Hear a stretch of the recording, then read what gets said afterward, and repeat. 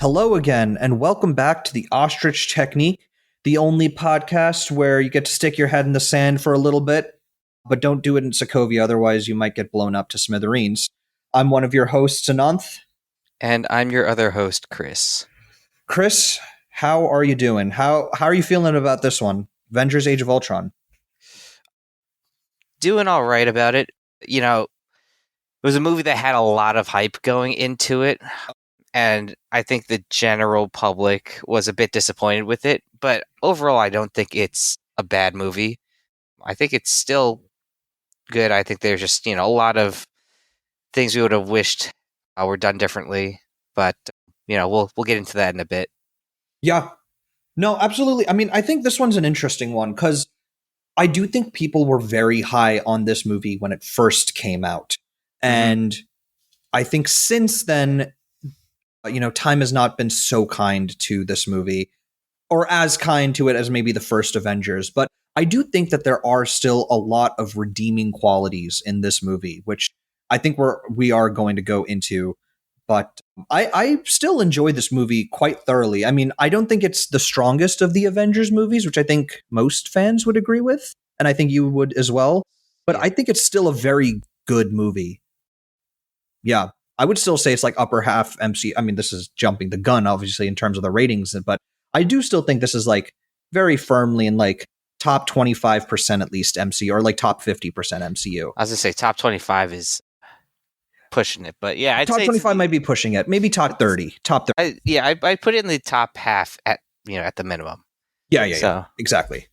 Yeah.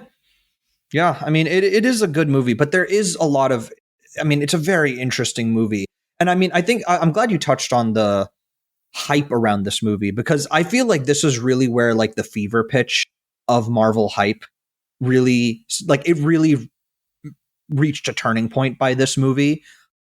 And I know I was particularly excited for this one.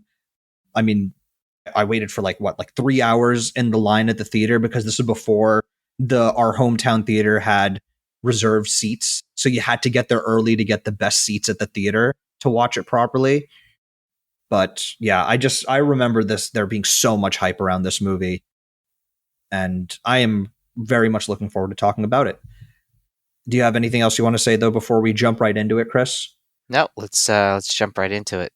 Yeah, so why don't you take it away, Chris? Why don't you give us the rundown of the movie? Sure thing. Well, this is 2015's Age of Ultron, the second installment in the Avengers franchise. It's directed by Joss Whedon, so coming back from the first Avengers movie. And it is about when Tony Stark and Bruce Banner try to jumpstart a dormant peacemaking program called Ultron. Things go horribly wrong, and it's up to Earth's mightiest heroes to stop the villainous Ultron from enacting his terrible plan. So this is once again an ensemble of the Avengers, consisting of Robert Downey Jr., Chris Hemsworth, Mark Ruffalo, Chris Evans, Scarlett Johansson, Jeremy Renner, Sam L. Jackson, and James Spader as the villain Ultron. Yep. I mean, stacked cast as always, of course. Mostly the core Avengers, but with just a few new additions there, of course, with like Scarlet Witch and Quicksilver, and of course James Spader as Ultron. I guess before we jump into the acts, I think we should take some time to talk about Ultron and James Spader specifically, and the job. And honestly, he did a really good job in this movie. I don't know about you, but I was very impressed with him as a villain, even though I think some of his motivations are a bit iffy, which we'll obviously get into. But he still, I think, holds up as a really great villain. And it's a shame that James Spader himself hasn't come back to do anything more Ultron related. Obviously, understand why, but still. I mean, I think Spader does a great job in his performance. I think he has a very good villainous voice. Obviously, he's played roles where he's the villain. I do think this was an interesting take on the character. Oh, yeah. Compared to, what we've seen in other media and I guess the comics of Ultron. Obviously, they changed his origin because Hank Pym or Ant-Man has not been introduced yet in the MCU. And so they really do make this Ultron a Tony Stark baby. And so the whole personality is just very Tony Stark, very snarky and all of that. And they just, I don't know, they just make Ultron a lot more human because of that, rather than a much more robotic villain that we see in, things like, Avengers Earth's Mightiest Heroes TV show. So for me, I would have liked to be, seeing it a little bit of a more machine performance. Yeah. But, given the direction that they went with, I think Spader did a good job in the way, at least how he owned the character. Yeah. No, definitely. I mean, it was definitely a different take on the character. Like there's a more human element to it. And I think that's just the direction that they went, like you were saying. Yeah. The fact that it was meant to be like sort of an evolution, quote unquote, of Jarvis, for example. And I mean, they sort of seeded it at the beginning when they talk about it, that it is more of like a brain. So he does have like a more naturalistic dialogue. He doesn't sound as robot. I mean, though even Jarvis sounds pretty human. So yeah, it's just a different take. I mean, part of the different take, I think, is also the look of Ultron. He looks very different than he does in the comics and I think other media for sure. And I think that that's definitely a bit more polarizing. I think you'd agree. Yes. And I personally don't love the look of Ultron, but I don't hate it either. Yeah. I'm on board with you. I mean, I liked the Ultron sentries. Yes. I like those were like a much more comic accurate. I like those a lot more, but I agree with you. Yeah, and I mean, I think it's interesting because I also liked Ultron's design less and less as he progressed in the movie. Like, I liked the first one where he was like that sort of broken up, like Iron Legion sort of thing. Like, I thought that was really interesting. The middle one was like, okay, where he's like kind of in the middle. And then, of course, the juiced up one at the end where he's made of vibranium was probably the worst, I think, of the three designs. And I didn't think they really needed that one, but I understand it's probably to sell toys. It's, also to show his evolution, so on and so forth. But yeah, anyway, I figured, I mean, I'm sure we'll talk more about Ultron specifically as we get into the movie, but I wanted to make sure that we touch on him because I feel like sometimes we just miss on the villain because the focus is obviously a lot on the heroes here. So let's just jump into it. Act 1. So Act 1, of course, starts off basically where we ended the post-credit scene from Winter Soldier, where it was at Baron von Strucker's castle, and you see that there's some sort of siege going on here, and we start off with, Wanda and Pietro and stuff. But I guess in the beginning here, do you have any things that like stuck out to you about maybe this whole fight scene? Yes. The tracking shot. I think that's one of the highlights of this scene is this one tracking shot of all the Avengers in their different parts of the fight. Oh, yeah. Against the Hydra agents. I thought that was really cool and a really fun way to open up. And, they have the group shot right away. I think they should do more tracking shots. But I that was a real nice highlight for me. It was really cool to see each of them have their own little moments. But like I said, an uninterrupted shot the entire way through. Yeah, no, I mean, I think it's really good. I think the tracking, I mean, there's a couple of tracking shots. I mean, I think they definitely tried to carry on the tradition from the first movie where they had that big tracking shot in New York of all of the heroes sort of doing their own thing.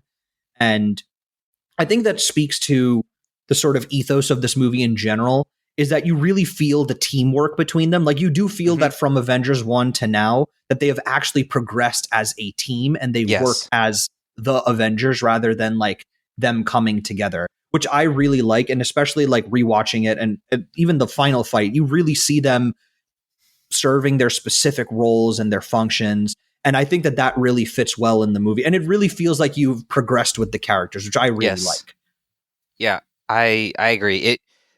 The movie starts with them fighting, but this is really the second time the audience has seen them fight as a group together. But you really get the sense that they've been together for a few years and have fought many battles together. So I agree. I think they did a really good job of conveying like this team has progressed and worked with each other multiple times up until this point. Yeah, exactly. And I mean, that also is one reflected in the dialogue too, because you feel that banter across all of them sort of interacting, of course, with like Tony and Cap, like the whole language interaction, like Natasha and Hulk sort of talking to each other, and Hawkeye also doing his own thing on the side, and Thor as well. Like, you really feel like there's like a level of conversation and interaction amongst all of them via comms, and like you really, again, it really feels like a team, and it all sort of feeds into that. And I really, really did like that. One thing that I thought it was just kind of funny was that this, honestly, in amongst the various movies that we have seen in Phase 2, like taking Strucker's base to take a scepter does not seem like an Avengers level threat to me. And it really makes me question what is and isn't an Avengers level threat. Like the fact that Malekith was going to destroy the Nine Realms, not an Avengers level. It's only Thor's problem. But, taking Loki's scepter from a castle, that's an Avengers level threat. You got to get all of them to come in. It's because it's Hydra. Yeah, but like even Hydra, like, I mean, what, Cap took down all of Hydra? That wasn't an Avengers level threat. That was a Cap only problem. I feel like there's been commentary like in press junkets about why they didn't call the Avengers, but yeah, no, I see your point about the inconsistencies. Yeah, I mean, they say that all in the media. Like they'll be like, "Oh yeah, the Avengers can't do it because of XYZ." Like they're like away, or they're off planet, or they're doing. I think that's nonsense. Like the way that they scale the level of what is and isn't an Avengers level threat seems like very inconsistent, especially in the second phase for sure. Yeah, I mean, like the fact that your entire intelligence apparatus is being disintegrated, literally, I mean, from S.H.I.E.L.D., that seems like a bigger deal than like taking a scepter from like one remaining faction of Hydra, Sure. But anyway, that's me on my soapbox. I thought that was something that stuck out to me. But yeah, I mean, I guess I'll leave it to you, Chris. Now, what are maybe some other scenes that stuck out to you? Maybe not just from the early fight, but like just anything within Act 1. I'd say the fight inside Avengers Tower, where we first get introduced to Ultron. Mm-hmm. I mean, it's a fight scene, so it's going to be exciting, but it's our first introduction to the villain, and you can already tell how menacing he's going to be, despite being like this sort of like piecemealed body, and he's easily defeated, but at the same time, his monologue really sets the tone of who Ultron's going to be, like what are his motivations, and it really shakes the Avengers for, the first time in this movie. Yeah. Which is not, an uncommon thing to happen as we go through these different acts. But yeah, I mean, I think that was like a good contrast to what we'd seen in the previous scene of them just partying and celebrating. And then all of a sudden it just kind of like switches on a dime. Yeah. Yeah, absolutely. I mean, that whole little sequence is really good, and it contrasts very starkly from one of the other standout moments starkly. It contrasts very much with the scene that comes right before it, which is honestly one of the highlights for me, not even in just in this movie, but in all of Marvel in general, was the scene where they're all just interacting and like trying to lift Thor's hammer. And I think that speaks to the sort of fun nature amongst all of them. And again, it speaks to the rapport that they have built as a team. Like they're not like as fractured as they were in the first Avengers, where they were like all in their little corners of the giant table in the helicarrier, but they're all like having fun like friends. And I think that whole interaction where they're trying to lift Thor's hammer speaks to it. And of course, there's like some fun moments in there where, the Cap almost lifts the hammer and Thor gets really worried about it. And Tony, and of course, is trying to play it off like, oh, this is all like an act or something about this. Like, this is definitely, Thor is just, this is all a ruse that only Thor can lift the hammer or something like that. But that sort of interaction between all of them is just, that's what endears you to the Avengers. And the fact that we haven't got that, in some of the newer movies, and the fact that, we don't even really have an established Avengers team is part of why I think people aren't as invested in Marvel as much these days, just because we don't have that sort of, we don't feel that sort of connection like we did with these characters, and they haven't taken the time to develop them. Yeah. Yeah. Any other scenes that stuck out to you though? Or I was going to ask you. I was going to ask you. Yeah. Yeah, well, I mean, I guess I'll continue. Honestly, I mean, this even the I guess even jumping back to the first fight a bit, like it's interesting to see the way that the fighting has also progressed for some of these characters, and I mean that we see that also even in the Avengers Tower fight, but even in the opening fight when they're in Sokovia fighting Strucker's forces, like the fact that Cap, rather than being like the more boxer acrobatic style fighting from Cap 1 and Avengers 1, he now has the more MMA style fighting and like the shield throwing from Cap 2. And it's interesting to see how Joss sort of carried over that style from the movies. And I think they were very thoughtful about that.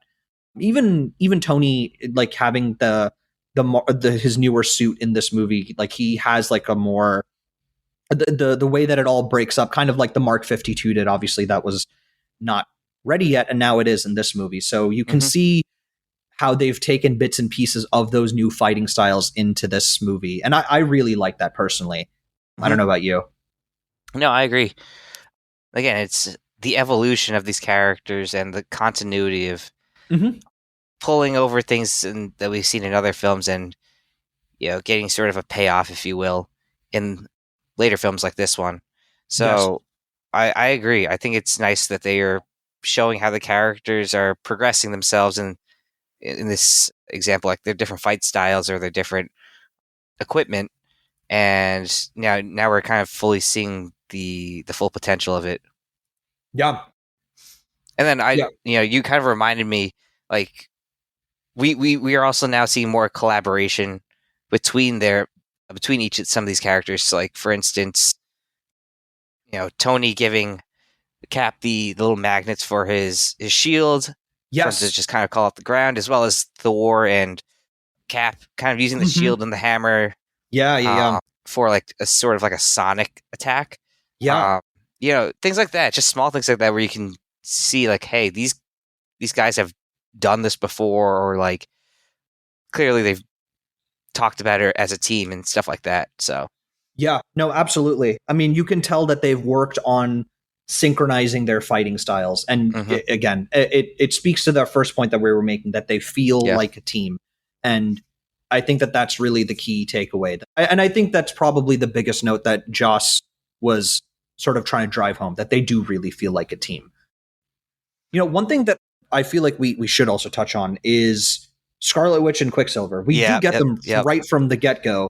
And especially because we have had Scarlet Witch for many other MCU movies, I think it's very interesting to rewatch where she started from and how different, honestly, Elizabeth Olsen plays her in this movie than in other movies. And she really does seem very witchy with like the way she moves, like that sort of speed ramped movement that she does where she like sort of backs away, and the all the hand motions and stuff. And obviously the accent, something that they very quickly dropped because they realized it did not play well with audiences. But and then of course Quicksilver is also very interesting because we had seen another Quicksilver in a different Marvel movie that's not the MCU. So this is a very different take on that character and how he moves and is portrayed. But what are your thoughts on them?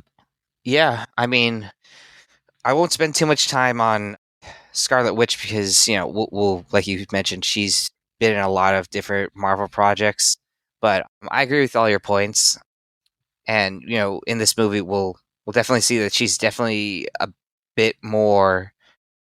less developed with her powers, and just as a human, less mature, because she is a kid. Yeah, absolutely. But yeah, you could tell the potential's there, and we see her messing with Tony's mind in this act and giving him sort of that nightmare vision of seeing all of the other Avengers dead, which then prompts him to expedite this Ultron program. Yeah. But when it comes to Quicksilver, I think this is... I liked this portrayal. I liked both his and Evan Peters' portrayal in the X-Men universe. I think this one was a bit more, a bit more serious of a portrayal, rather than, a bit more goofy of what they did in X-Men. I liked that they, from the get-go, sort of set up this rivalry between Quicksilver and Hawkeye. Oh yeah, which it was a nice running fun gag the entire movie. for sure. Um, but yeah, I liked how they portrayed Quicksilver, and we'll get into it in the later acts of what goes on with this character. But I wish we had seen more of him. But I liked that they introduced him and his sister right away. Yeah, for sure. I mean, definitely one of the characters that had a lot of potential that unfortunately, I mean, spoiler alert, he doesn't make it past this movie, but he definitely had a lot of potential as an interesting character, just the way that he was portrayed.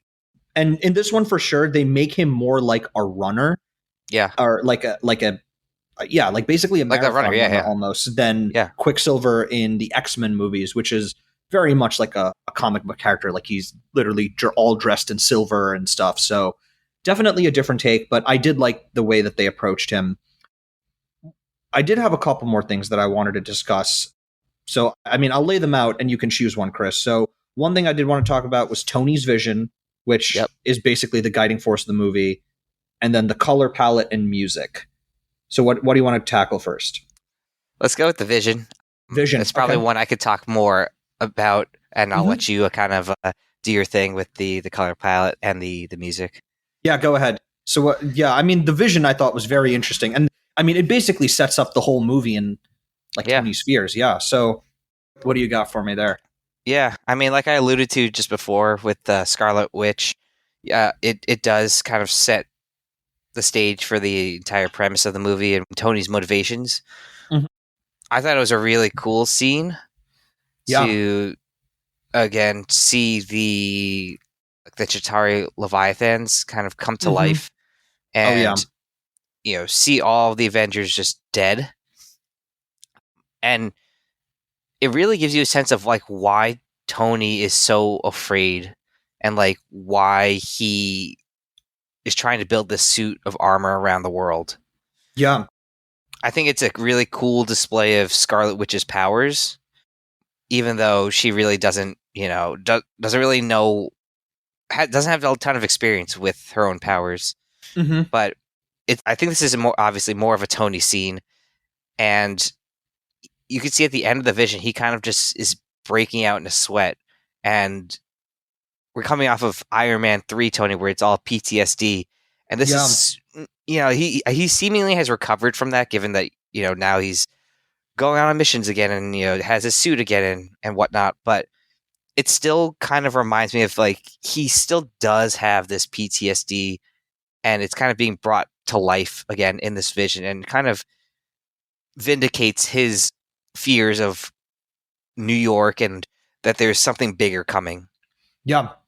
Yeah, no, absolutely. I think it, like you said, it very much is the visualization of the fears that he has been trying to express since Iron Man 3. The fact that he thinks that there is a bigger threat out there that he got a sense of at the end of the first Avengers, and the fact that he himself feels responsible for his friends and doesn't think that he'll be able to protect them, which is Mm-hmm. why he is trying to do everything in his power to basically remove themselves from having to protect the world. And I think that sort of guiding principle really does carry through to the rest of his arc in the MCU. Where, I mean, even if you go to Civil War, for example, he's signing the Sokovia Accords because he wants to remove himself from having that responsibility. And then same in Avengers Endgame, for example, like he, after the whole Thanos thing, he literally does not want anything to do with it, and he just wants to have his peaceful life with Pepper and Morgan.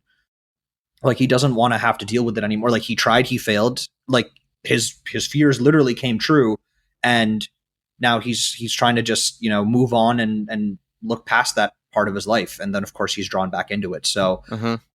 this I think very much sets up the rest. And whether this was part of this story specifically, which I do think this was, but it also I think this is one of those few moments in this movie that does speak to this movie, but it also does speak to sort of the broader plan that they had for the MCU, because I think that's one Yeah. of the things that this movie was really sort of stuck between, was trying to be its own movie but very much being the linchpin for the rest of the MCU that they It's were kind of setting like up. Iron Man 2. It's like an Iron Man 2 syndrome in a way. Exactly. Yeah.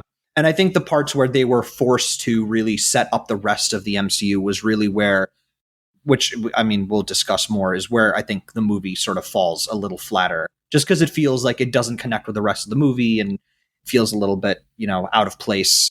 But yeah, those are, I think, fair points. I'll briefly touch on the color palette and music. I mean, the color palette, I think, in this one is so different from the first movie, which I remember it being different when I first watched it, but just rewatching it, like the fact that this one is like, it's like much darker, desaturated, like more very yellows desaturated. and blues, and it's not as colorful as the first movie. And I don't know if you have any further thoughts on that. No, I agree. Like, I think you could really see it with the Hulk's skin tone. Oh yeah, it is much more desaturated, like you said, a little more of like gray hues to it. Mm-hmm. I wish the color palette for this film was a bit more vibrant. Yeah. But as we see with a lot of Marvel movies, they tend to desaturate a bit, which is a common complaint of mine. Yeah, I think that's a common complaint. And I think the whole thing about the color palette, I mean, I think it was, I think, a choice by Joss, because Joss does tend to, I think, go towards more colorful palettes. Like, I mean, even his version of Justice League was like way more colorful than like Zack Snyder's, for example. But I think this one was specifically darker to reflect the tone of this movie, which was decidedly darker and like more serious Avengers movie than the first one. But yeah, that's really all I had to say on the color palette. And then the music also, I think, sort of matches that. It's not as sort of in your face as the first movie and memorable. It's like a lot more subdued and very like, it uses some of the themes like sparingly. Like, it uses the Avengers theme very infrequently, like only a couple of times really in this movie. And then it'll use a couple of like the characters themes here and there. Like, it uses like the old Cap theme like very briefly in Korea. It uses the Thor 2 theme very briefly in Sokovia, and then it uses the Iron Man 3 theme like very distinctly in South Africa when he was fighting against Hulk. But like, other than that, there's like not a ton of like, it has like its own theme almost, the Avengers theme when they're fighting. Yeah, I mean, I wasn't paying close enough attention to where I can really comment on that, but it's, there's some good I mean, points I think that even out. that speaks to it. Like the fact that it, even wasn't if you distinct like, enough, it wasn't distinct enough to stand out to you. Cause like, I think even if you weren't paying attention to the music in the first Avengers, like that theme is like so like, especially like the whole tracking shot of them like in a circle, like the music stands out to you and it doesn't really here. Yeah, it's fair. But yeah, that's really most of what I have for Act 1. Okay. I mean, actually, there is one last thing. And I think, I mean, we have to discuss this. This is sort of the elephant in the room for this movie, is the Bruce and Natasha fling. It doesn't work. It doesn't work. Yeah. I'll let you speak more on that first. Yeah, no, it's a weird pairing. Yeah.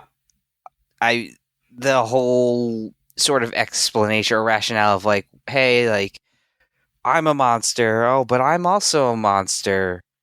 It just doesn't do it for me. And I think a lot of people agree that it just doesn't work.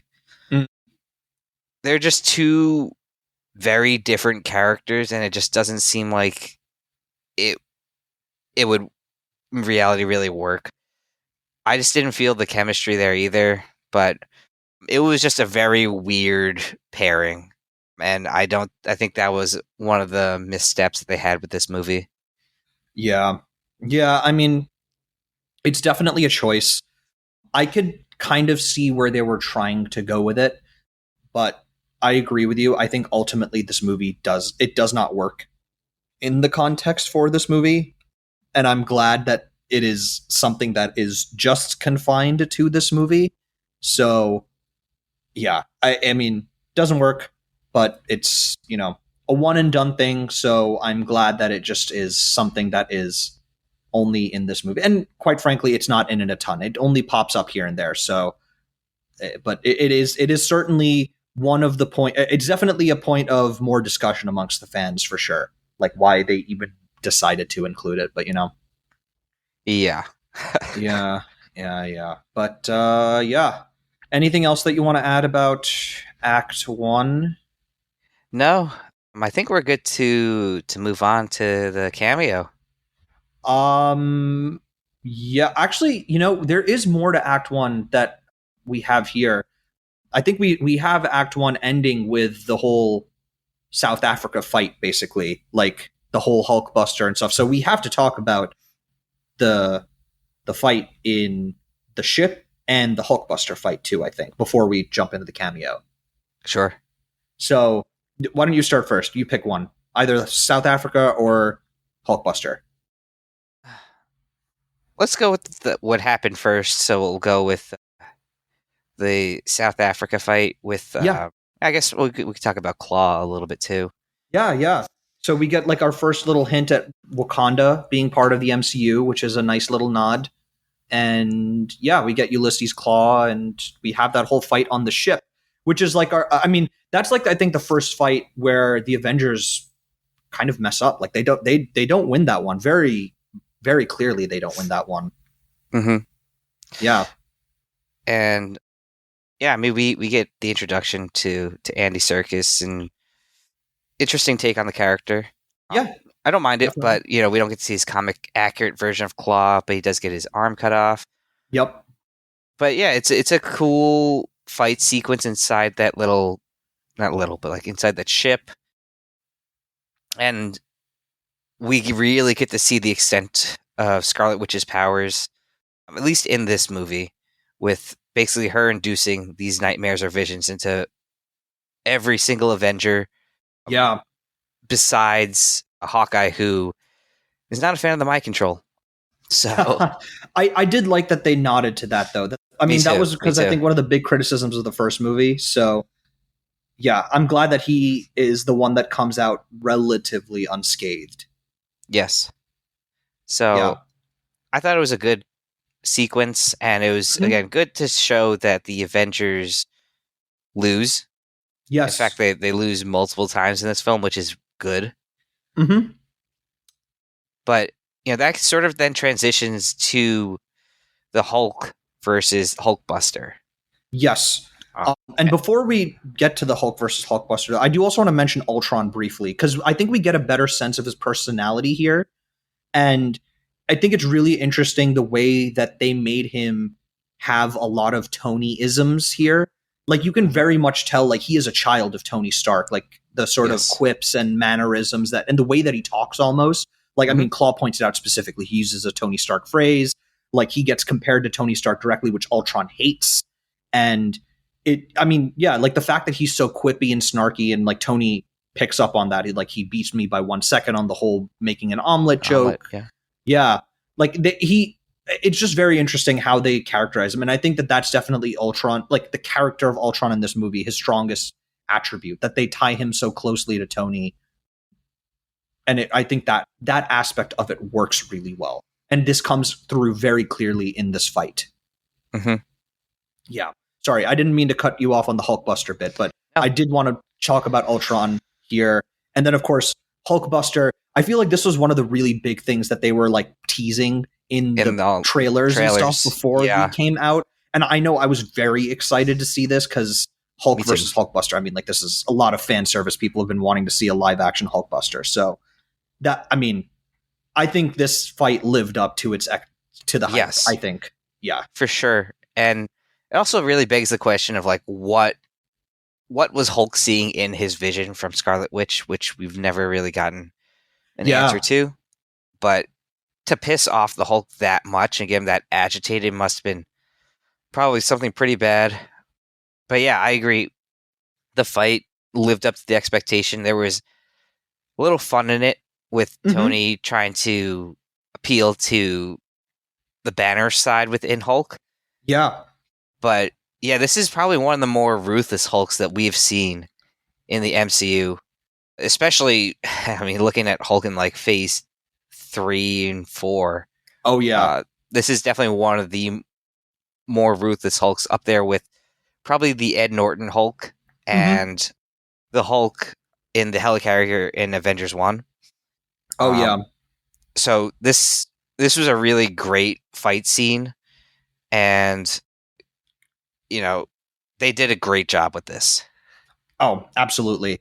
I mean, I think every time I see Hulk scenes in the Avengers movie or the first two Avengers movies, I just think about how wronged Hulk has been as a character in Look what Phase they've 3 done and with my beyond. boy. Yeah, look at how they've massacred my Massacred. boy. Seriously, I mean, Joss Whedon really does. Like, I think more than any other director, Whedon really gets Hulk Mhm. as a character in terms of the physicality and the brutality of it. And not only that, but I think like that whole idea of like a king isn't a king, or a king himself doesn't act like a king. It's how everyone else acts around him. I think it's the same thing with Hulk, where like Hulk, part of what makes Hulk the Hulk is how everyone around him is absolutely terrified of him when Yeah. he is like completely in like pure rage. And this whole fight scene like just speaks to that, like how everyone in South Africa is like running away from him, and how Tony's doing everything he possibly can to shut him down. And it's also cool that we got a little tease of it in the beginning, like how Bruce actually helped design the Hulkbuster gear. Like he helped Tony work on Veronica. I don't know if you caught that little piece of dialogue when they mentioned it. Yeah. Yeah. Yeah. Yeah. But I think it's really cool that they had that whole bit there. And even the Hulkbuster suit is just so great. I mean, it's one of those few suits in this movie that actually feels like really tactile, and like you feel the weight of it when it's moving around and stuff. It's just, it's so good. It's such a great fight. And how they use the geography of the scenes is just really good. Like the whole, like how Hulkbuster uses the elevator to slam Hulk, and then Tony punches him. Even like the little quips, like you said, like how he does like the whole go to sleep little punching thing. It's every moment of this fight is so good. It's just really, really great. Yeah. Yeah. What a great fight. Lives up to the hype.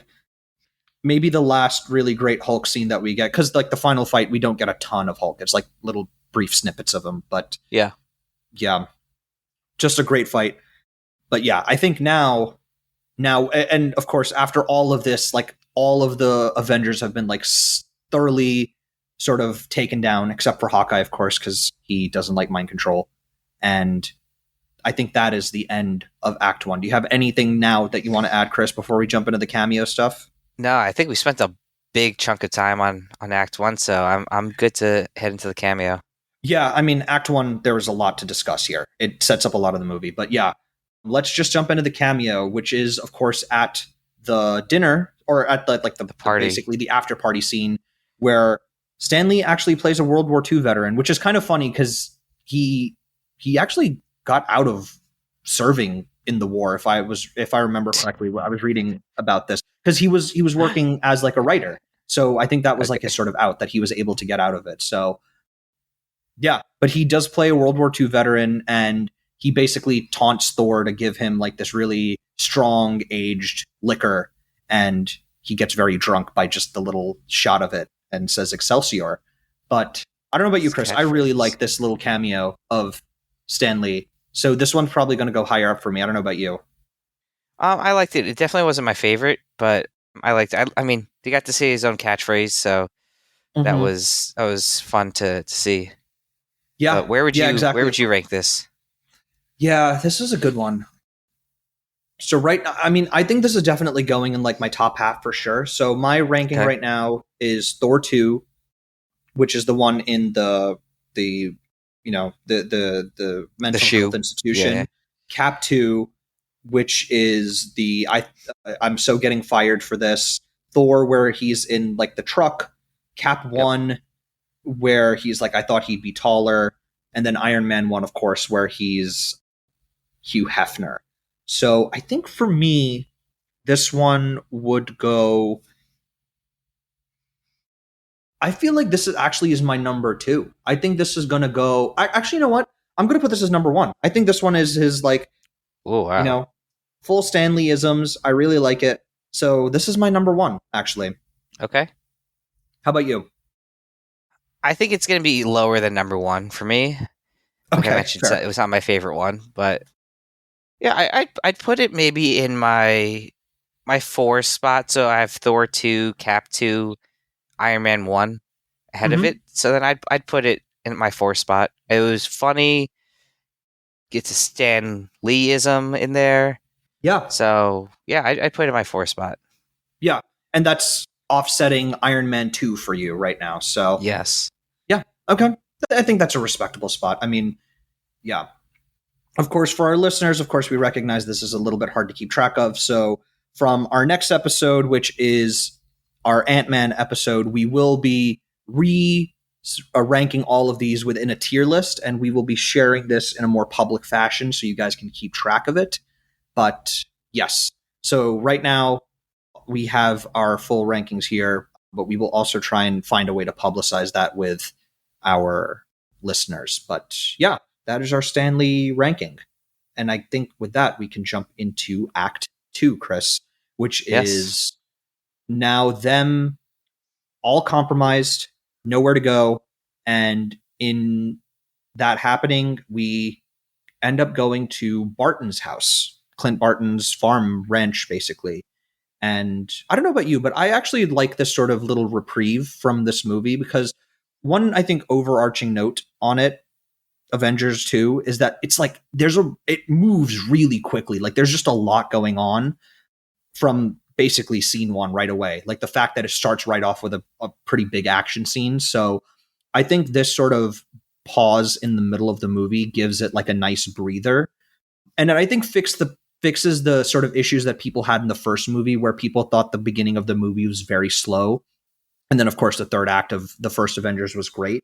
So I feel like starting it off really strong and then giving us a little bit of a breather in the middle before, of course, the third act being, again, a big pop of action is, I really like this. And it gives us a lot more of like these character moments, again, that we get to really live with the characters here. So I really like that personally, just as an overarching sort of comment. But I guess, are there any further comments on that, Chris? Or do you have any specific scenes that you want to talk about here? I agree with you. I think it's a nice little break. Mm-hmm. It's definitely a slower but a bit more intimate of an act compared Yeah. to 1 and 3 in this movie. And Mm-hmm. Mm-hmm. it's definitely not like full steam ahead like Infinity War and Endgame where you basically just need like action after action after action. This movie doesn't necessarily need it, and I think this was, like I said, a nice little break to the very fast pace Act 1. Yeah. And it gives the Avengers time to really regroup Mm-hmm. and level set. So I think it was really cool to see Hawkeye having a double life, essentially, the Yeah. secret life. Mm-hmm. And Linda Barton, right? That's her name. Laura Barton. Laura, Linda Cardellini, though. Yeah, Linda Um, Cardellini plays her. Yes. she really makes a good point of that. These are all superhumans and gods, and Hawkeye is basically just a guy who shoots a bow and arrow, but he's really the glue of this team, Yeah. and that they need him.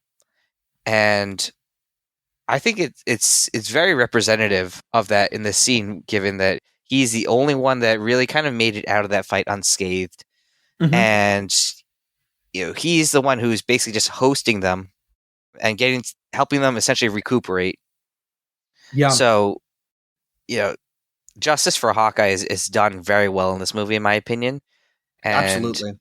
I I was a Hawkeye fan before this movie, and I think this again really helps kind of show more of his character. As it was a bit mind controlly the entire Avengers movie, basically, and Cameo and Thor 1. So I think this movie does his character a bit justice, and I think this act itself really, really like shows more of his character and stretches it out a bit.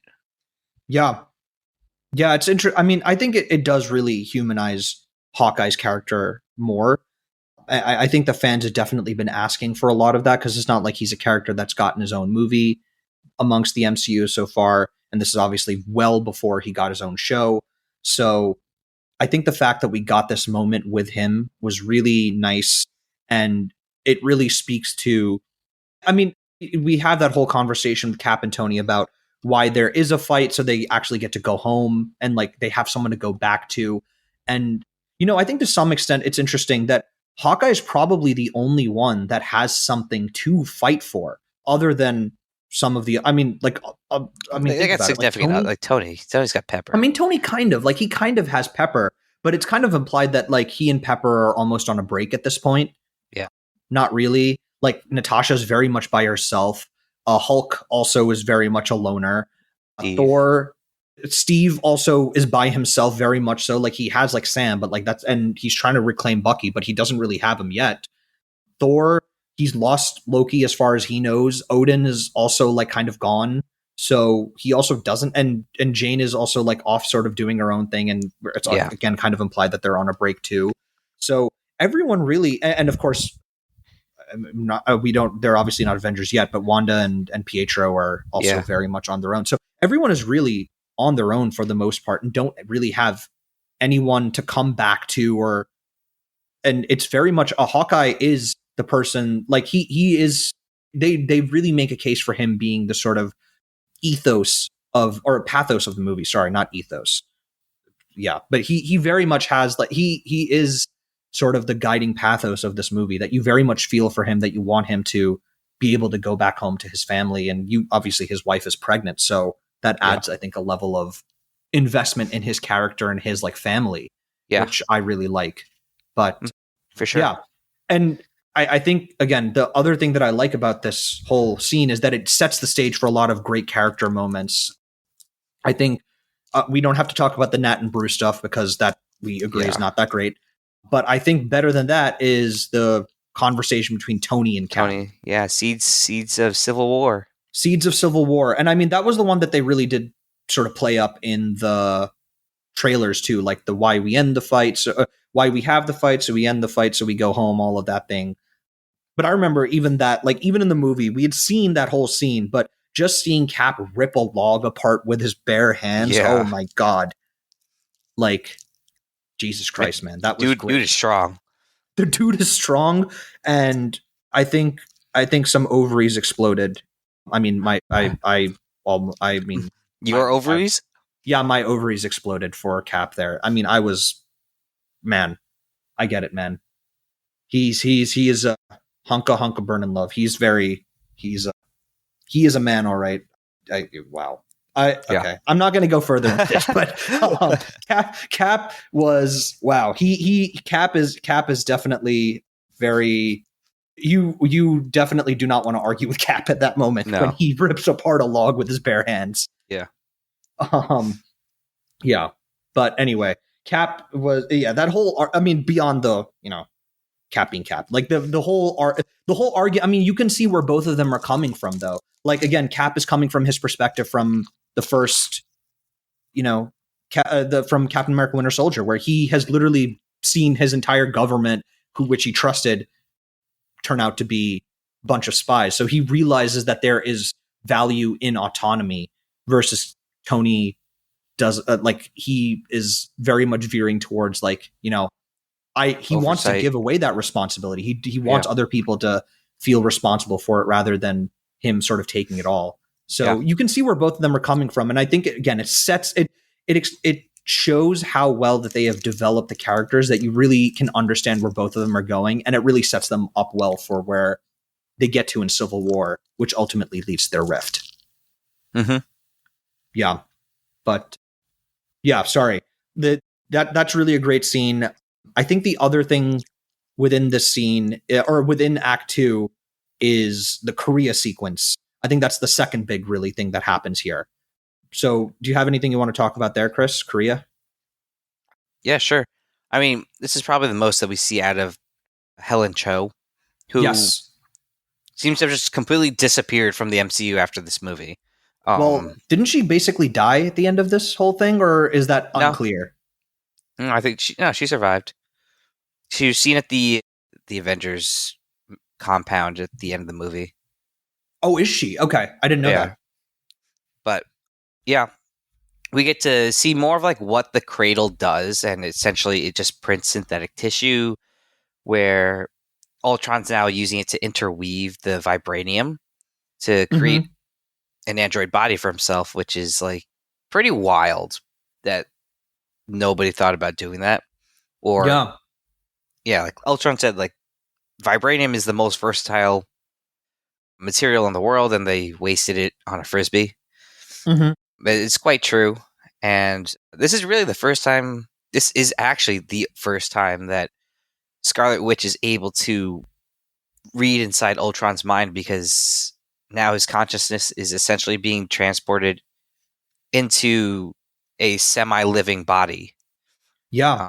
And this is a turning point where she realizes that they are being used, and they kind of turn on Ultron. But Yeah. um, Yeah, exactly. They realize that yeah, Ultron, and I think that this is a fair point to actually discuss his motivations here. Like he wants to, let's be real. He wants to make a meteor to wipe out the Earth because he feels that that is the way to solve. He wants peace in their time, and the only way that he sees peace happening is by getting rid of humans entirely. I mean, the way that he tries to rationalize it to them is that he thinks that whatever humans live will become stronger and evolve and blah blah blah. And then in Act 3, I mean, we're jumping the gun a bit here, but like he says in Act 3, like he has that whole speech is like the beauty of it, the inevitability, blah blah blah. And in the end, this world will be only made of metal or something like that. So he's mm-hmm. even contradicting himself. So I don't think his whole, I feel like that's a weakness with the whole Ultron character, is that his, what he's trying to achieve just doesn't make a ton of sense. Like Well, initially it started off with just as a vendetta against like Tony and the Avengers, and then it grows into like his sort of like personal quest to basically just wipe out humanity. yeah, I mean, he did say he outgrew Tony's directive Yeah. of, and yeah, I mean, his solution, like you said, is to, the only way to get peace is by removing all the disruptors, which are Humans. human beings. Yeah. So it's a bit extreme for sure, but Yeah. I can see it. I mean, I can see his logic, but I don't know. It seems like a bit of a stretch to me personally. But anyway, that, I mean, that it's just an interesting conversation there. But the Korea sequence, I think, the is interesting in that, of course, we get the setup of Vision, which I think the way that they decide to create Vision actually works. Like I feel I like this agree. was a sort of Yeah, organic way to make him, no pun intended, but it works within the context of the story, and that's good. And then of course the whole fight, like Cap and Vision, Cap, not Cap and Vision fight, but the Cap and Ultron fight, I think works very. yeah. I think that's a great sequence, and it's also cool that they actually did shoot a bunch of this movie in Korea, which doesn't Oh, feel like that nice. happens much anymore with Marvel movies. Like, No. I mean, I know part of it is, of course, spoilers, like people shooting outdoors, like invites people taking pictures, and it goes all up over the internet and stuff. But I do like that there was a level of tactility to this movie, that they shot it there, which they don't really like now. It's like basically sets and stuff that they do, Yeah, which again, I understand why, but like I do miss that. But yeah. No, um, I agree. yeah, Um, and I would say there's one other big point that happens in this act, yes, and it you know, I'll segue it. And so, when we are seeing the creation of Ultron's new body, which would become the Vision, yeah, we find out that the gem inside Loki's scepter is actually a housing for the Mind Stone, yeah, and that Thor during this whole act basically goes on his own side quest to find out more about what's going on, mm-hmm. and he comes to realize that there are Infinity Stones like the Mind Stone and the Space Stone, which is the Tesseract, the Ether, the Reality Stone, that have all been Yeah, popping up in these past few years for them, or for the viewer, the past few movies. So this is really the first time that I think the MCU is directly addressing the Infinity Stones, and it's giving them a bit more of the lore, or yeah, sort of like a vision of what's to come with the little gauntlet that appears in Thor's vision. yeah. It definitely does. I mean, it's interesting, the whole. Like you can tell that this one was like very clearly tacked into the movie to like set up the rest of like, you know, the Infinity Saga overall. And I think this could have done with more sort of fleshing out. I think it was a bit underbaked. They did delete part of the scene, but yeah. Yeah, they deleted part of the scene, of course, because I know the whole thing was that, you know, the Marvel execs were saying you can either add more to the scene or you can take out like the farm scene. And of course, I think Joss rightfully kept in the farm scenes because those were definitely crucial for like the pacing of the movie and giving us time to like breathe with the characters before jumping into like more action stuff. But yeah, I mean, definitely very important. Like we got obviously little glimpses of the Infinity Stones thing from Guardians, but now the Avengers have a sense of what the Infinity Stones are, which is important. But I think what's interesting also is that, you know, this came up in Act 1 also, which we didn't discuss it, but the whole vision that Thor has with Heimdall and stuff, I didn't realize actually how much of it sort of does predict what happens in Ragnarok. Like the fact that he gets more lightning powers, but from in that movie, how Heimdall talks about them all being dead, and like a significant chunk of Asgardians die in Thor Ragnarok. So it does sort of foreshadow what happens. And I didn't realize that. Like it's only with the benefit of hindsight rewatching this movie that a lot of it did seem to actually play out. And like Heimdall says, we're all dead. You just don't realize it yet. And of course, Heimdall also dies later on. So it's almost like they planned it. I don't think that this was that planned, but I think you're giving them too much credit. No, because if you remember the original like teaser for Thor 3 was very much in the same vein of what that vision was for Thor. It felt very much like that. And I mean, Ragnarok itself in mythology was like the end of like their apocalypse. So I mean, everybody dying makes sense. Yeah. I mean, okay, I'll give it to you. Maybe they didn't plan with, you know, Thor having additional lightning powers. Yeah. But they easily could have just been like, hey, look what they did in Avengers 2. Maybe let's add that in to Thor 3. But maybe. I do think the whole, hey, everybody's dead, sort of very bleak feel was still something that they intentionally did to carry over into Thor 3. Yeah. I mean, Heimdall does also mention that Thor is going to lead them directly to Hell, which is, you know, kind of references Hela, kind of, not really, kind of, but yeah. I mean, I'll give you some. They might have, like, you know, retroactively tried to tie it into the vision and stuff that he had, but I do think that we might be giving them a bit too much credit in terms of how much was actually planned versus not. But anyway, it's an interesting scene. Of course, it's meaningful for the rest of the setup for the MCU in terms of the Infinity Saga and stuff. But yeah, I think that's it for that bit. There's one other major chunk of Act 3, which is the actual formation. Act 3? Of Act 2. Act 2, sorry. Okay. I'm jumping the gun a bit there. Act 2, which is the formation of Vision, really. It's basically up till we get to the final battle in Sokovia almost. But the actual formation of Vision, I think that this whole scene, the way it played, I actually really like the way that they set up Vision and the way he is created in the end, and how, you know, Thor and Banner, you know, Thor just, I mean, rather, Tony cannot help himself and wants to, you know, try again. And he thinks he can do it better than he did with Ultron. And, he ends up sort of being right.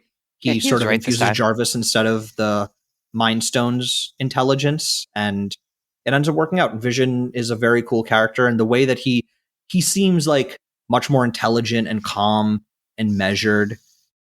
And also like the little moments where he like looks at Thor and sort of mimics his cape and gauntlets and everything. Yeah, his whole outfit. Yeah, the gauntlets and stuff.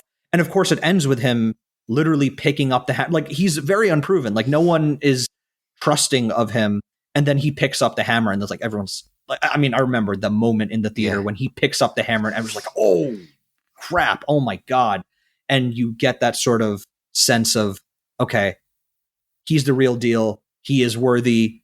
Like that. I like how that visually is like enough. Like, you don't need to explain further. Like, he picks up the hammer, he is worthy, end of story, and no one questions him further, which I really like. Yeah. No, I agree. I agree. I'm nothing too additional to add, but I agree. Yeah, I Yeah. agree with all your points there. Sorry, I didn't want to. I didn't mean to take all of the heat there from that. But the last thing on this thing before we jump into act or before into trivia and stuff is the little pep talk that Cap gives. I did like this pep talk, but I do also think that this is like a direct response. I don't know. This is maybe my own headcanon, but I feel like this is Marvel's direct response to like maybe some of the pushback from Man of Steel, where Man of Steel literally destroyed all of Metropolis, or in like Superman did, and in this one they make it like very explicit, like we have to get everyone out of Sokovia. We can't let people die, blah, blah, blah. And like Cap is very much like, we cannot let people die. We can't let people die. And I don't know. I feel like in my mind, this is them trying to respond to the fact that like, you know, they are literally going to destroy a city and they don't want everyone else to die. I don't know about you. Well, I mean, they still killed a ton of people there as well. I mean, they did, but like they did minimize significant chunk of casualties. Yes. I mean, yeah, I never thought of it as like a direct response or to the criticisms of Man of Steel, but I mean, like I just never thought about it that way. But I think it's a good headcanon that you got going.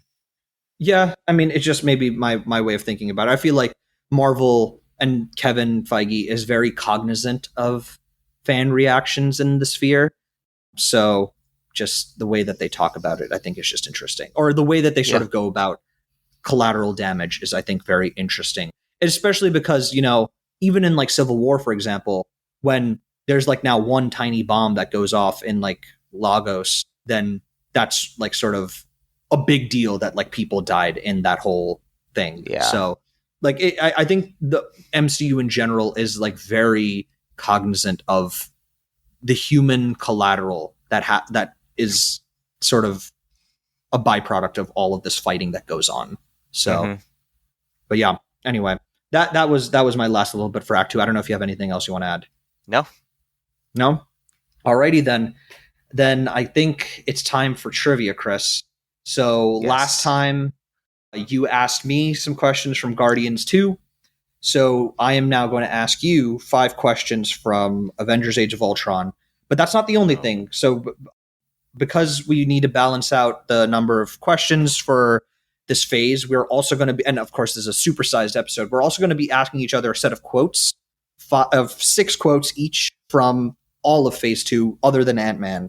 So that should hopefully balance it out. But I'm going to ask you trivia questions first, Chris. I hope you're ready. Yeah, hit me.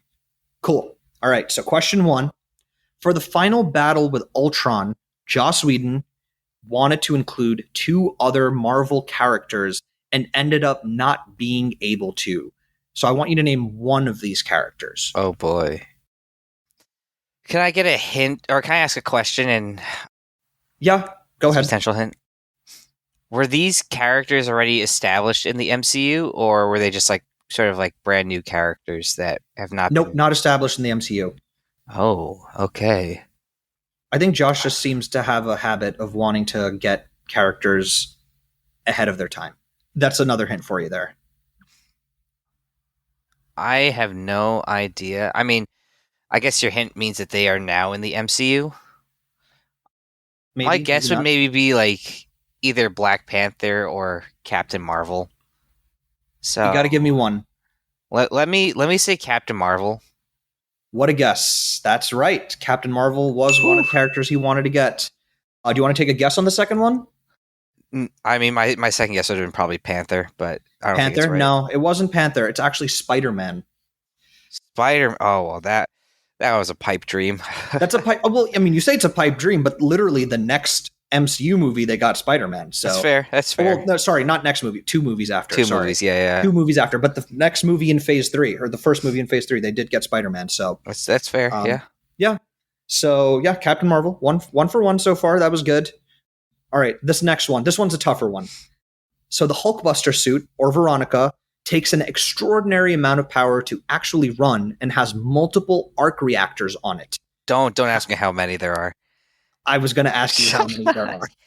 Including the central one? Yes, including the central one. If this is too tough, I will make it multiple choice for you because I recognize this might be tougher. Yeah, I'm not gonna know. I'm gonna throw out a number, and you just tell me if I'm wrong. My guess is it has to be. It's the central one adds one. Otherwise, I think it'd be symmetrical. So I think it's an odd number. I'm gonna guess like 11. You're not that far off, actually. I think your rationale was very good. It is not 11, but I'm going to give you multiple choice because I think you're on the right track here. Okay. So A, 5, B, 13, C, 9, or D, 15. Let's go with 9. Yeah, 9 is right. There's 9 arc reactors on this. So there's one on the chest, 2 in each knee, 4 in the back, and then 1 on each calf.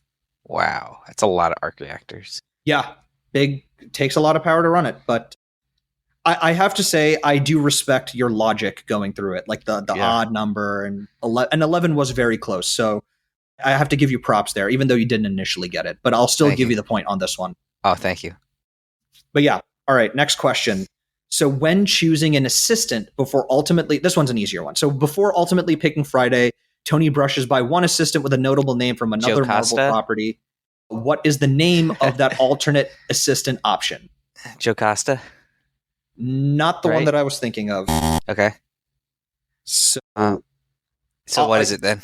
Yeah, so the answer that I was looking for was Tadashi. Oh, from Big Hero 6? Yeah, from Big Hero 6. Yep. Really? Is Tadashi? Yeah. In Tadashi Age of Ultron, let's see. Yeah, Tadashi is one of the characters, and it's like very prominently shown when he's picking through like the different models. Right. Dang.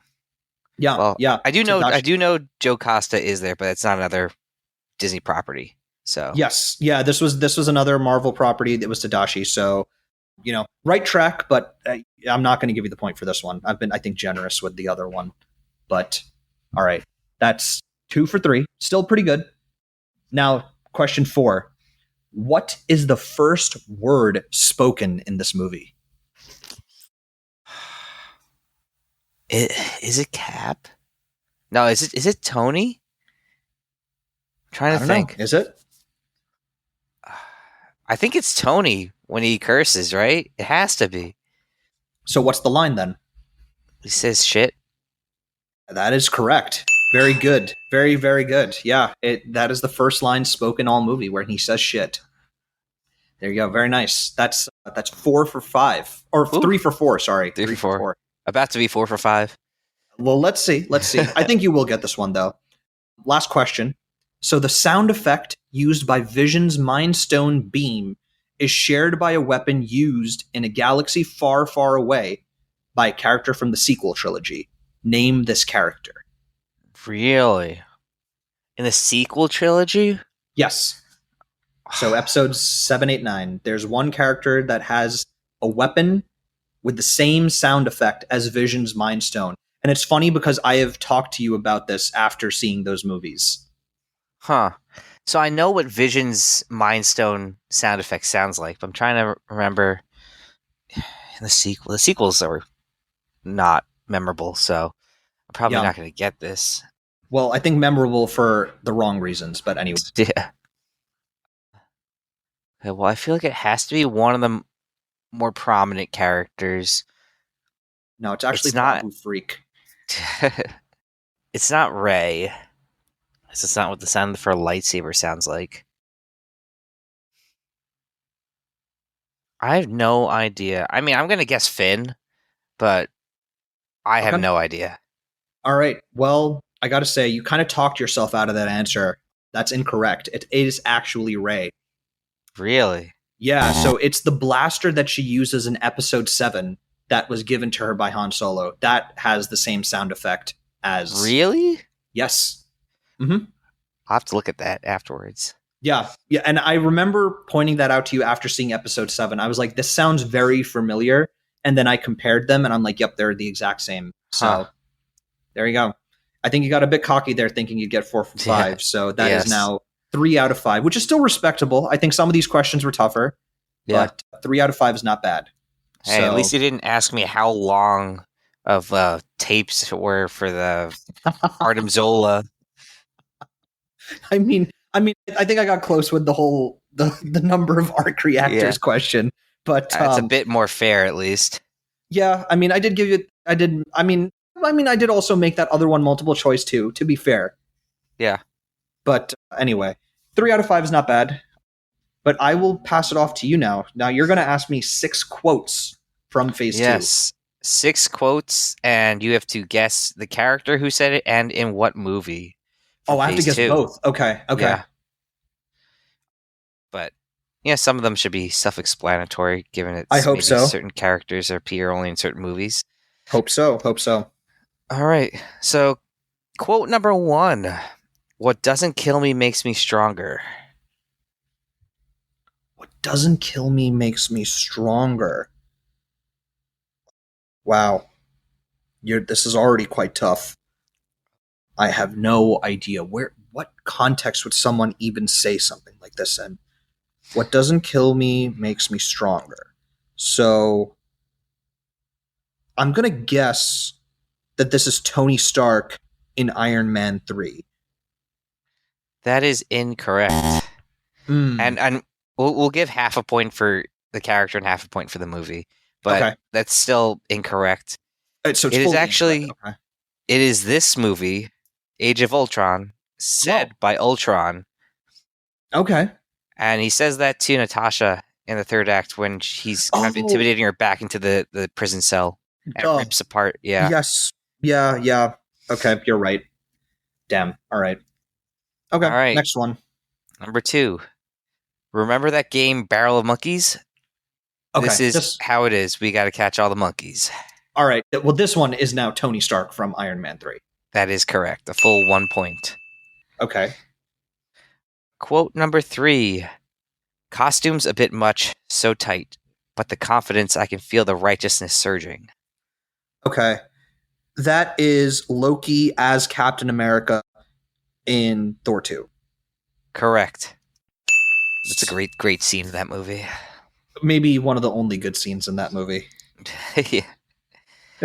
All right. Quote number 4. I do what he does, just slower. Oh, okay. I know this one. This is Sam Wilson from Cap 2. Yep.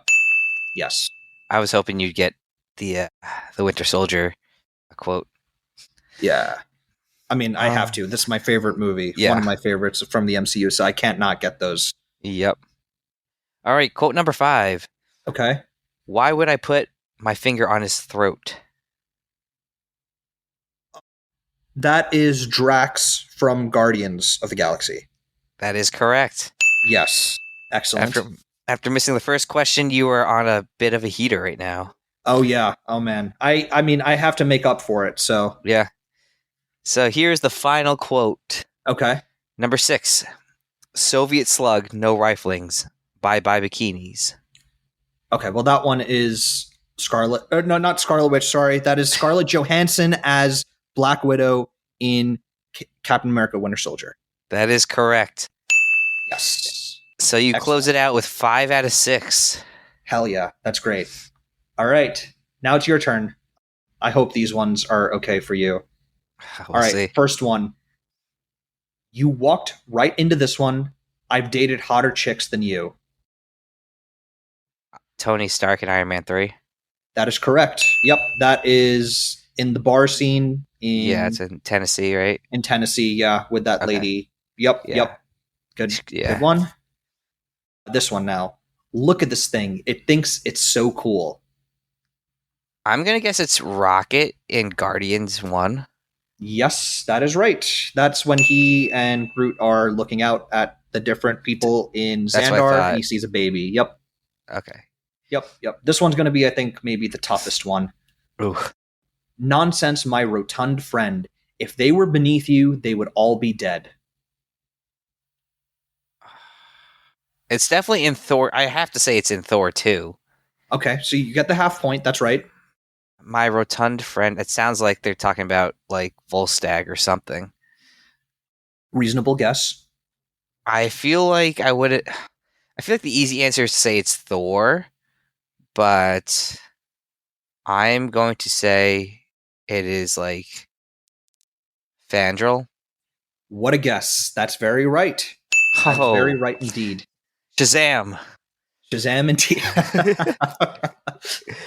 Yeah, that's a full point for you there. That was a good one. That was, I thought I'd get you with that one, but that was good. All right. I think this one you'll get. So this next quote, it's the second part of it. So Okay. you don't think they need me? And this is the person that I want you to get. I think they do, which is a lot scarier. They're a mess.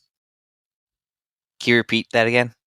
So The full thing, yeah. So the full thing. So the first person says, you don't think they need me. And the person I want you to get says, gotcha. I think they do, which is a lot scarier. They're a mess. Okay. Laura Barton, Age of Ultron. Yes, that's right. Yep. Good. All right. You're 4 for 4 right now. This is not looking good for me. Now, the next one, I wouldn't go in there for 20 minutes. Okay. Sounds familiar. Ooh. Oh, I'm stumped by this one. Yeah, this one's also a tough one. I wouldn't go in there for 20 minutes. Mm-hmm. Okay, well, I feel like a guy is saying this. Mm-hmm. Trying to see what movies were there. I mean, you only have a pick of what, like 5 or 6 movies, so. Yeah. Age of Ultron, Guardians, Iron Man 3, Cap 2, Thor 2. Yeah, I'm going to pass on this one. You're going to pass fully. You don't even want to guess the movie? You have a 1 in 6 chance. Actually, I'll try to guess the movie, actually. Yeah. I am going to guess. I don't think it's a Guardians quote because I feel like I would have remembered that, but I might be wrong. It just seems like a Guardians sort of line. I'll guess Guardians 1. I'll guess Star-Lord and Guardians 1, but yeah. Nope. Yeah, this one is from Iron Man 3, and it's from Trevor Slattery. Oh, yeah, I remember that now. Yeah, And that's get in he the comes out of the bathroom. bathroom. Yeah. I was gonna say it's like it definitely sounds like a bathroom line, but like yeah. I mean, I can see your rationale for going with Guardians, but yeah, this one is Trevor. This one was, I think, the toughest one for sure. Though I don't know, you got the Fandral one, which I did think was tougher. So I don't know. Anyway, last quote here, and not just a flyby. He's got a mingle.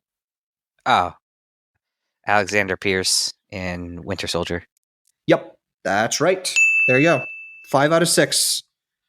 Even Steven amongst the both of us. Yes. There we go.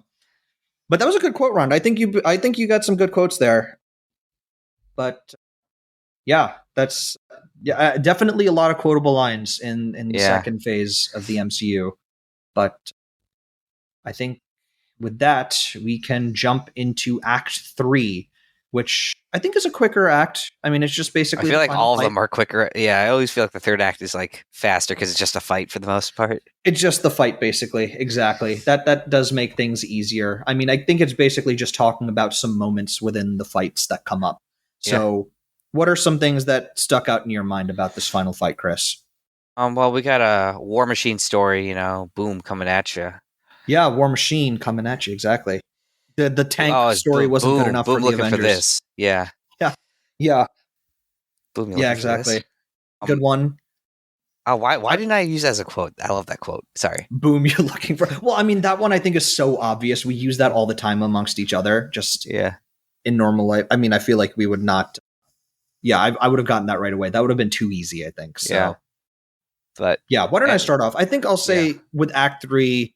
The one thing that stuck out to me was one of the things that stuck out to me rather was the new Iron Man suit, which I have to say I did not like. It seems way too CG, which is interesting because the earlier suit in the movie was really good. It feels like the older Iron Man suit. It has like that sort of tactility and like feels metallic. And this one seems like plastic. I agree. I think it's way too shiny, way too sleek and thin. I don't like it at all. Yeah. Yeah, it doesn't seem like Tony fits in that one. Like this, which it's just so funny that like the first suit in the movie looks way better than this one. So I don't know what was the thought process behind giving him a new suit. I mean, because he already has a new, like the suit in the beginning of the movie is already a new suit that we haven't seen in prior movies, but he gets 2 suits in this movie. So it's just interesting. I guess it's kind of following the trend with the Ultron Kind of, but like, upgrades. yeah, kind of. But like, I mean, even Ultron does not look as good in this final fight. Like his, I think, middle phase looked better hmm than his final phase. But anyway, I think there's that. I think now also another thing that stuck out to me is that we fully get to see Quicksilver's powers, and I do like the way that they show it, like the sort of like the little vapor trails that he has behind him, Yes. which is very different than the way that they did it in the Fox universe, where like everything basically slows down around him, and then he just sort of does his thing. But I really like the way that Quicksilver turned out in this one. He is also quippy in this one too, but like a little bit less so. Yeah, but I like Quicksilver, and even Wanda is good. I think the only thing that I don't like about Wanda is that she has that very hammy Eastern European accent. But She again, is. She. I mean, she is Eastern European. I mean, it's true, but I am glad that they ditched that by the next movie that she is in, which is in Civil War. So Yeah. yeah, anything that stuck out to you, Chris? Yeah. I'd say. Well, I guess we can get into it. We were talking about Quicksilver a little bit, but Yeah. I was going to bring this up maybe a little bit later. But yeah, obviously Pietro kind of sacrificing himself for Barton Mm-hmm. Mm-hmm. kind of comes full circle of their whole rivalry and him sacrificing himself for Yeah. Clint. Mm-hmm. And obviously he gets the last line of, you didn't see that coming, literally. I I get it. They needed to kill off a character and they weren't going to do one of the original 6, but I Yeah. really wish they had kept Quicksilver alive because I think he had a lot of potential as a character. But Yeah. I agree. really, who lets the kid run out like that? Like what's the mom doing there? Like why let the kid run out there and then Hawkeye has to go save him, and then Quicksilver goes to save Hawkeye? Yeah, I mean, I will say in the mom's defense, like obviously this is a very chaotic situation. Like I'm sure, like obviously a mom should have probably kept better track of her kid, but like in the chaos of everything, I can understand how a kid might have gotten left behind Sure. in that whole thing. But yeah, I think the fact that they killed off Quicksilver is a real shame, just because there was a lot of potential.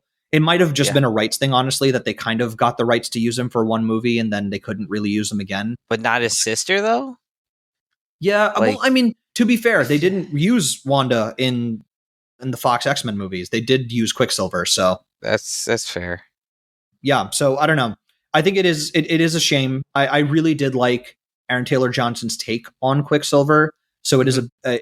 it definitely a bit of wasted potential there that we could have gotten more of him. But I think for what we got, like we did get to see a good set of his powers by Yeah. the end of this movie for sure. Yeah.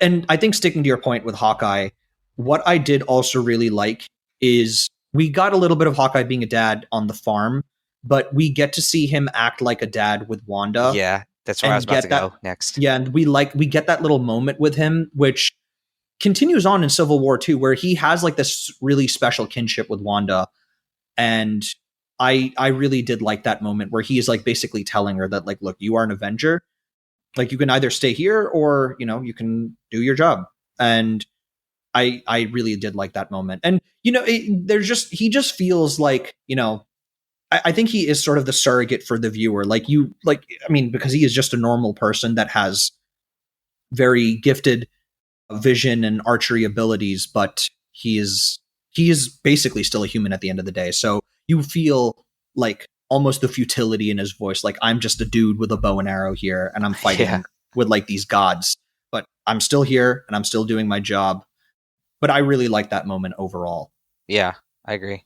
I think it's a really nice moment.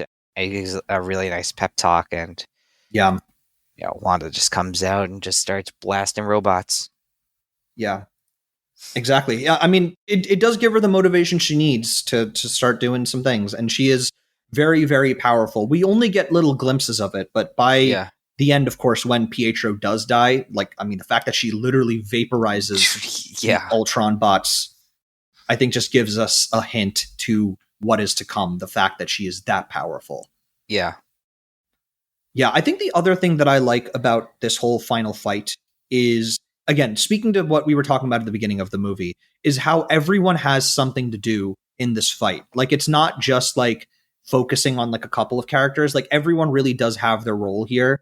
Like, Cap is trying to help lead people to rescue. Hawkeye and Wanda are sort of doing their thing. Quicksilver's also doing his own thing. Iron Man is like trying to figure out how to, stop the Sokovian meteor from causing a ton of casualties and stuff. Like, everyone has their role, which I really like.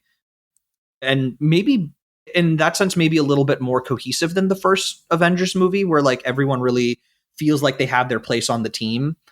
And even War Machine has his place on the team, and like Nick Fury does. Like, everyone has something to do, which I think I really like that. And everyone gets like their little moment. Yeah, I agree. I mean, again, we have kind of like another mini tracking shot too in the middle of the church. The one in the Citadel, almost like at the church. Yeah. So Fury. I mean, Whedon does like those like little comic book sort of splash page moments, which that one is a really cool one, to be fair. Yeah. And to that point, also, I have to say the CG in this movie, like, again, going back to this movie from like things like Quantumania, for example, the CG for the most part in this movie holds up very well. Yeah. Yeah. Other than, of course, like Iron Man, like the last Iron Man suit. Yeah.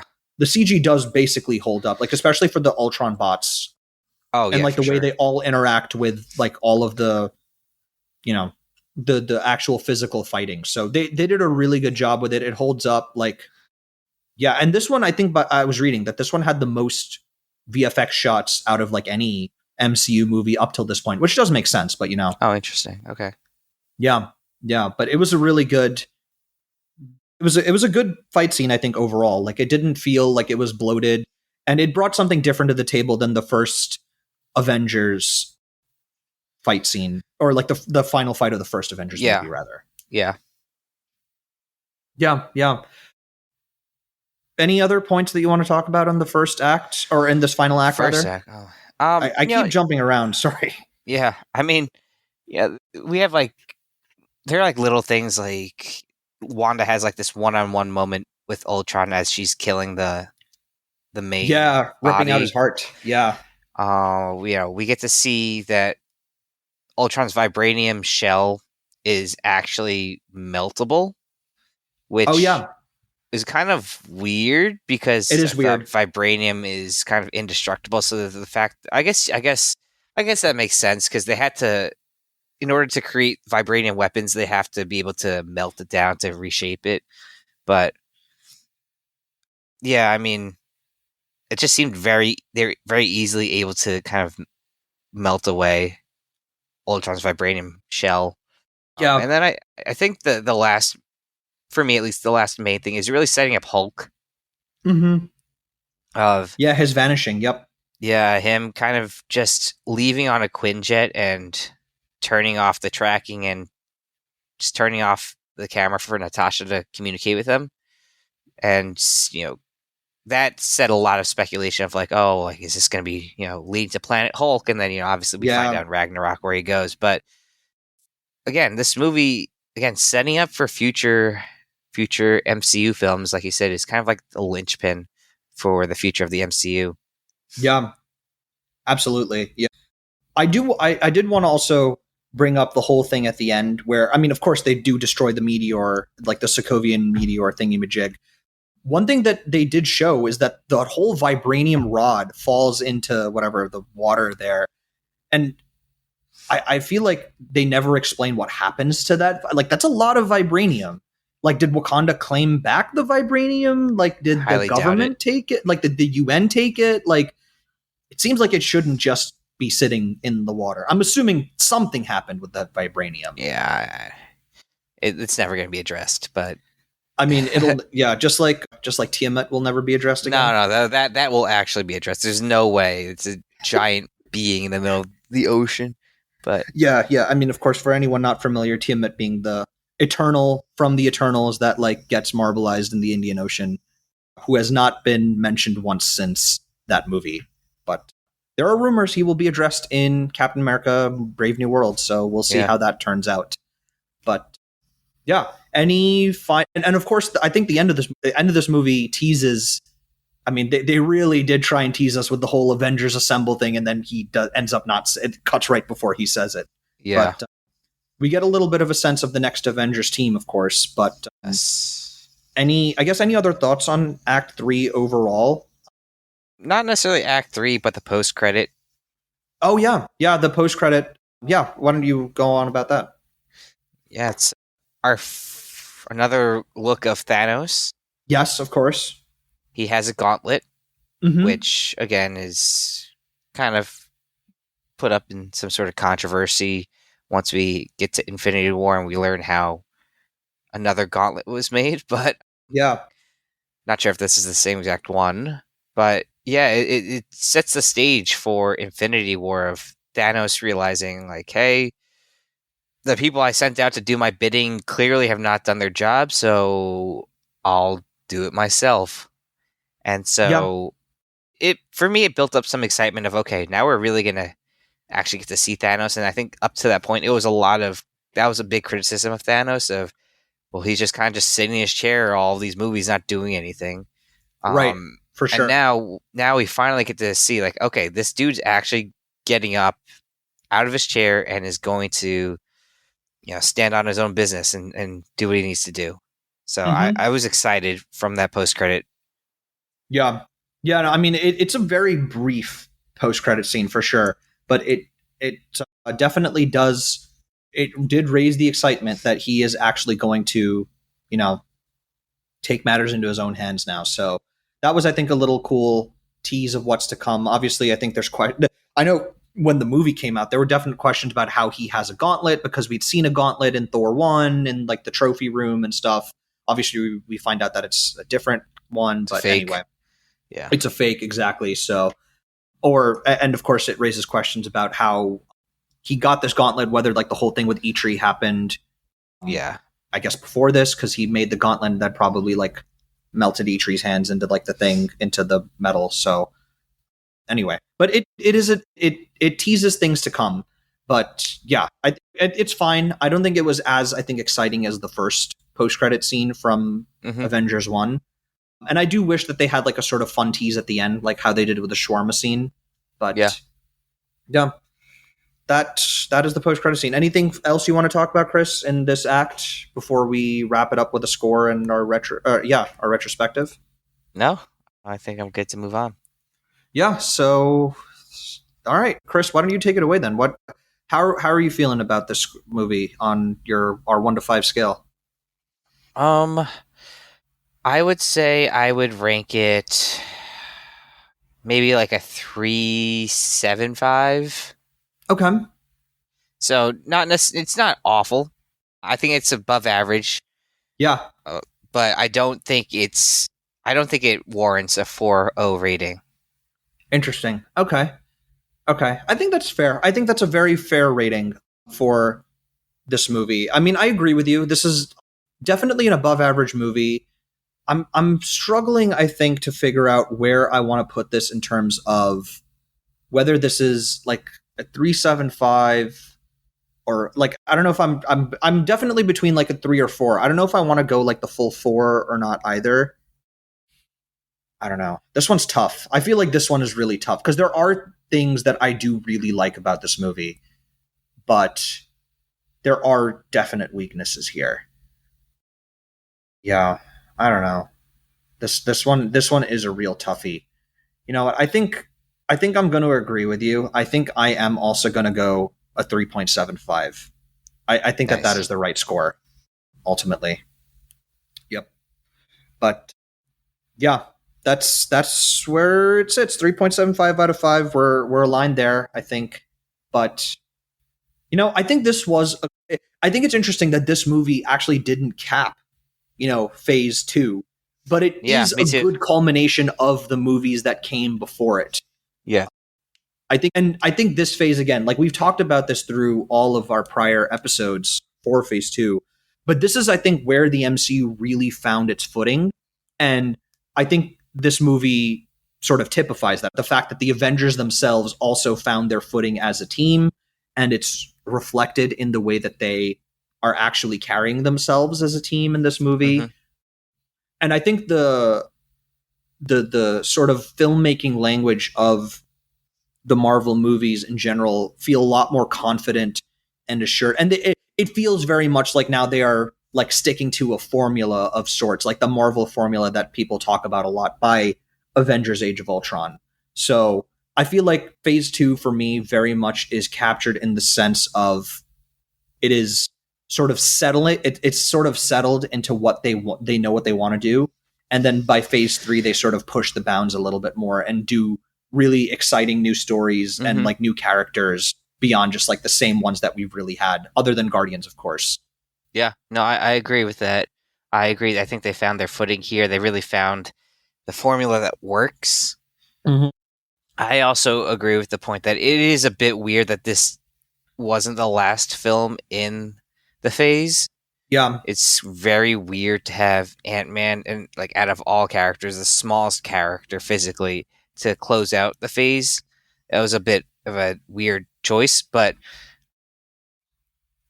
overall I thought this was a good phase.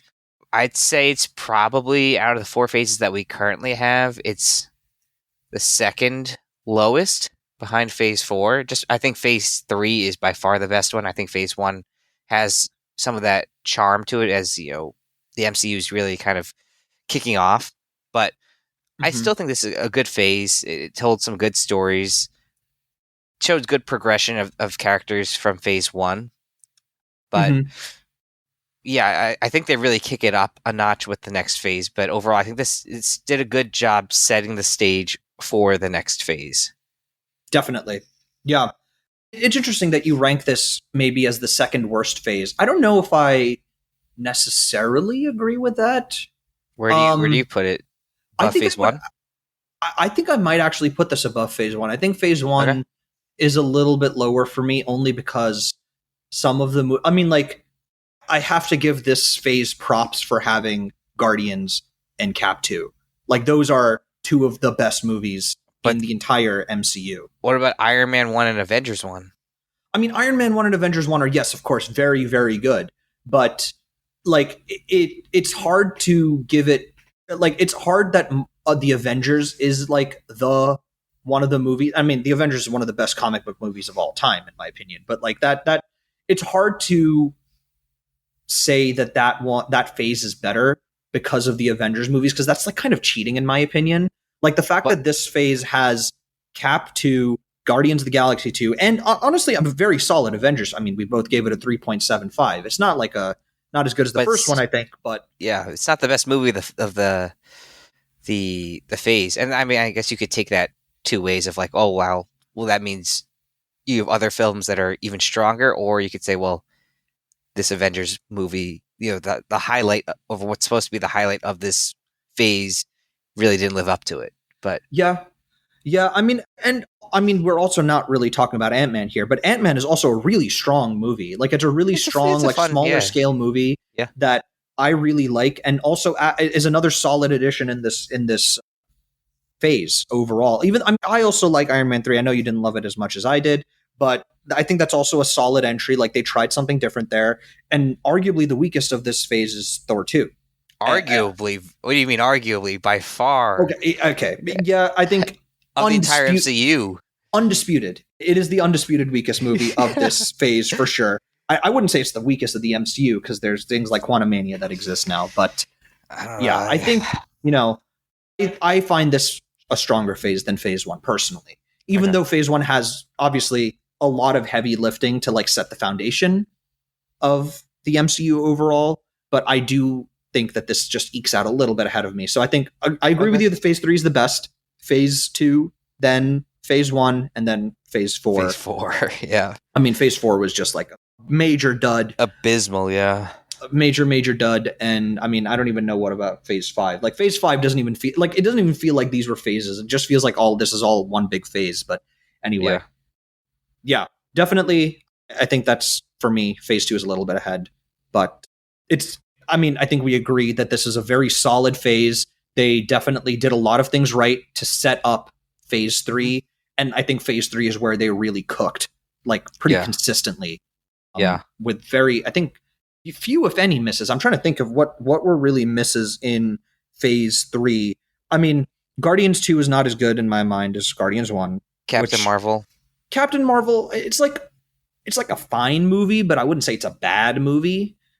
I think a lot of people disagree with you, but I mean, you're not wrong, but I think a lot of them are also like just anti Brie Larson. But I think like the standard average, like, not like misogynist fan is going to say that like it's like an okay movie, but it's not like it's not great, but it's not bad. Ant-Man and the Wasp. What about Ant-Man and the Wasp? Also not great, but not bad, I would say. Like it has its moments for sure. But I think also Phase 3, it helps that it has Avengers 3 and 4, which are just like insane in the membrane. But yeah. And like 2 Spider-Man films. 2 Spider-Man films. Yes, it has 2 Spider-Man films. I forgot that those are also part of Phase 3. Also weird that a Spider-Man movie wraps up sort of Phase 3 almost. Yeah, but I'm more fine with that than Ant-Man. Like Spider-Man's arguably the most popular superhero. He is one of the most popular superheroes. Well, I mean, like arguably the most, but he's I think by far, or not by far, but he's definitely the most popular Marvel superhero. Oh, absolutely. Definitely. He is definitely the most popular Marvel superhero for sure. So yeah, I mean, it is interesting that they, I mean, yeah, but there are definitely more, like a majority of Phase 3 is bangers. So I think, yes, yeah, which is why, you and I rank it as number 1. But anyway, yeah, Phase 2, very good phase. It does a lot of things right, and it sets us up really well for Phase 3. And one of the ways they do that is they really develop a lot of these character arcs. Even though there are weaknesses within Iron Man 3, I think you would agree that the character beats within Iron Man 3 are strong enough that it carries through Tony's character through the rest of the MCU or his arc. Yeah. Yeah. Even Thor 2. Thor 2 has its moments, which are not great, but it does set up a lot of important character moments for Thor going into Phase 3. I think Cap for sure. Absolutely. Even Guardians, it sets up like the relationship between the actual Guardians. That's important. And then even Ant-Man and like his relationship with like Hope and like what's his name? Hank. Yeah. Yeah. And then obviously we talked about how Hawkeye really gets developed here. Yes. What are your thoughts about Widow? I mean, she's made 2 appearances in this phase. Like, how do you think her character is developed? Like, did you think she got enough development or not enough development or just enough? I think she got more development for sure. I think we definitely are always itching for more from Black Widow. But I think that's part of the charm of her character, that like she is sort of, her past is sort of steeped in mystery. And I think that gives them, the fact that it is mysterious and not been fully defined in the MCU gives them flexibility to flesh it out how they want it to, how they want it to be. So I think that works well for her. And quite frankly, the way that they did flesh out her character in Black Widow in Phase 4 was not as great. Like, I mean, there are parts of it that are good, but yeah, I mean, I don't know about you, but like they didn't really flesh out her character by the end of like Endgame when she dies. And she is, yeah, I mean, spoiler, but yeah, but like you're still invested in her character. And I think that speaks to her relation with the characters in like the movies that we are seeing rather than her past. And I think that works well for her. We don't need to see her past. I think the fact that she has developed these strong relations with all of these characters, like you very much get the sense that she is connected to Hawkeye and Clint. You get the sense how she is close to Tony and in a different way, and how she's very close with Steve in her own special way too. And of course, with Bruce, not in a romantic way after this movie, of course, but yeah, I think that is what invests you in her character. So even though she isn't as developed in that sense, I think her relationships with with other characters are like, I think Cap 2 does a lot of heavy lifting in that front, where she develops her relationship as a colleague and friend of Steve's. Yeah.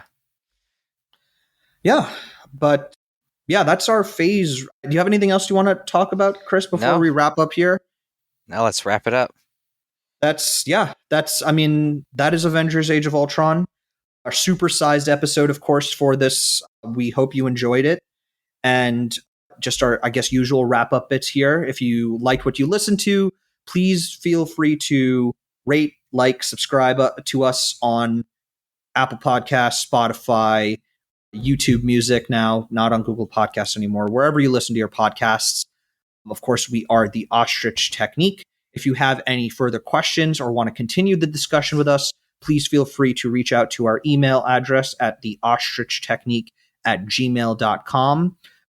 We will also try and get some other channels up so that we can share with you our Stanley rankings as well as our future Stanley tier list when we do that for our next episode, which is Ant-Man, the first Ant-Man movie. But if there is nothing else, I've been Nunth. And I've been Chris. And we will see you guys in the next episode. Catch you guys later. Bye. Thanks.